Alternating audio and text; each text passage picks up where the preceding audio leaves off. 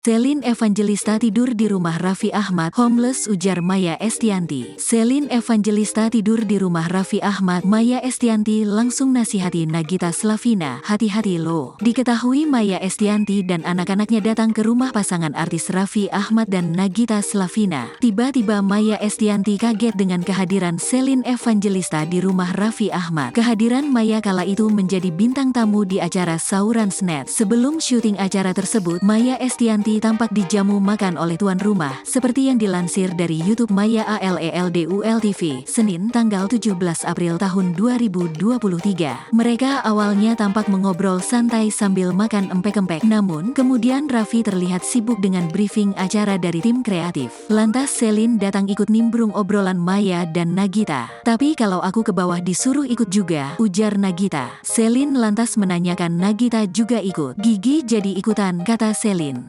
Maya lantas seolah bertanya heran ke Selin. Selin mengaku jika dia di sana tamu tak diundang.